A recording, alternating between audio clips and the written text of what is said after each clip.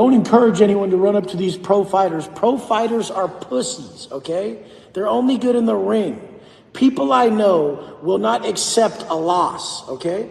If a pro fighter did his jujitsu on him, then the guy's gonna come back and duct tape his family, okay? You don't wanna fuck with the wrong people. And the wrong people out here in the world are not pro fighters. You guys need to wake up. These are very big time squares. Pro fighters are the epitome of squares. They're like, come in the ring and I'll fight you. The people I grew up with and went to prison with, they don't give a fuck about a ring. They don't give a fuck if they're on camera. They don't give a fuck if they have to fucking live the rest of their life in prison. You will not beat them. They will not take a loss. Okay, we all know Wes Watson is a dirtbag, and to say that MMA fighters are pussies only reinforces this fact. But to be honest, he actually makes a valid point about not accepting losses. You see, the default argument to what Wes said would be that duct taping, killing, or nearly beating someone to death is an over-the-top response to losing a fight or getting beat up, right? That we should all know how to take a loss in stride. And that's true. As men, hell, as people, we should all know how to take a loss. We should all know how to simply let certain stuff slide. Knowing how to take a loss is important in life. However, it all depends on the context of the loss. Anyone with enough life experience and social intelligence knows how a loss can result in people thinking they own you forever. In other words, there's certain people you simply should not, and I repeat, should not, accept losing to.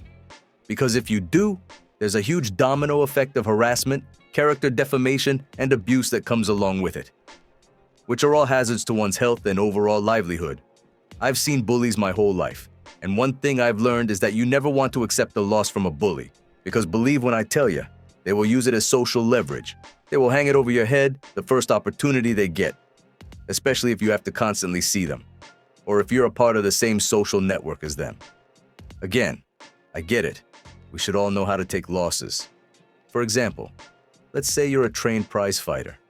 Trained fighters who mutually agree to step in a ring or cage to fight should accept the fact that they might lose. Running up on your opponent in the streets and inflicting bodily harm on them after they beat you in a sanctioned bout is out of line. Unless you're Jorge Masvidal running up on that numbskull Colby Covington, or Khabib beating the shit out of Conor McGregor's entourage. There are always exceptions to every rule, of course, but generally speaking, regulated sporting events are situations in which people should know how to take a loss in stride, or simply let bygones be bygones. However, the streets are a totally different ballgame. And if you're someone who tries their best to walk the straight and narrow, sometimes conflict comes knocking at your door, and it refuses to let you walk away unscathed.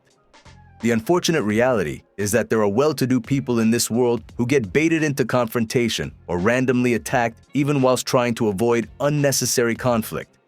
Attacked purely because the assailants want to have some sort of psychological edge or social leverage over them.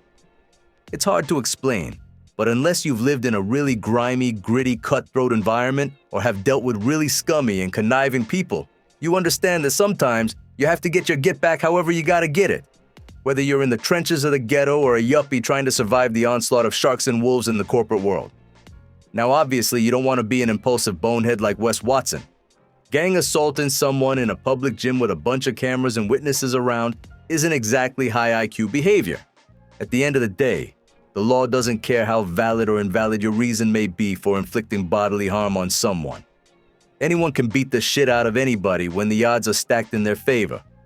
The true art lies in not getting caught. But nonetheless, if there's one thing history has proven time and time again, is that being willing to engage in extreme acts of violence can be a very effective way to get people to think more than twice before they try to make you the punchline of their come-up or the step stool to their paradise. From Genghis Khan to Ivan the Terrible, from the wild gunslingers of the Old West to mafiosos worldwide, men who built reputations as skull crushers, kidnappers, and God knows what else to send a very clear message. And that message was, don't fuck with us. Now am I advocating for violence? No, but I do acknowledge patterns and results when I see them. Now obviously there were many barbaric and shady individuals throughout history who engaged in quite a bit of bullying and exploitation, something that I also do not advocate. But the point is, These were men who were not going to just let you beat on them and clown them and think you were just going to run around and brag about it without them breaking something off on you in return. So when Wes says things like he's going to come back and duct tape your family and yada yada, I get it. Speaking of which, Wes recently went on Vlad TV and said he didn't mean to go to the extent of implying he'd harm someone's family and that he believes family is off limits, which I don't fully buy considering Wes has made plenty of comments in the past that suggest that he'd go to any length to hurt someone, even if it means hurting their family. And there are lots of other extremely violent individuals who would do the same. But nonetheless, I get his fundamental point, which is, if you beat him up, he's coming back and he's getting you worse. His point is, he's gonna do whatever it takes to even the score. Sometimes it just ain't wise to accept somebody beating on you or humiliating you. People getting over on you and just walking away with bragging rights is the last thing you want in a capitalist society where it's all about having an edge over the next guy. Because like I said earlier, it just opens up a huge can of worms of harassment, disrespect, and potentially lost opportunities. So once again, I get Wes's point, and in a way, I even agree with him. But the problem with Wes is he's an asshole. Wes is an antagonist, a quintessential supervillain. So any argument he makes in his defense to justify jumping someone or inflicting bodily harm loses merit. He instigates and orchestrates conflict and chaos, then cheap shots people if they bite the bait, which ultimately makes Wes Watson, as John Bravo puts it, a piece of shit. Wes wants to be the solution and the problem.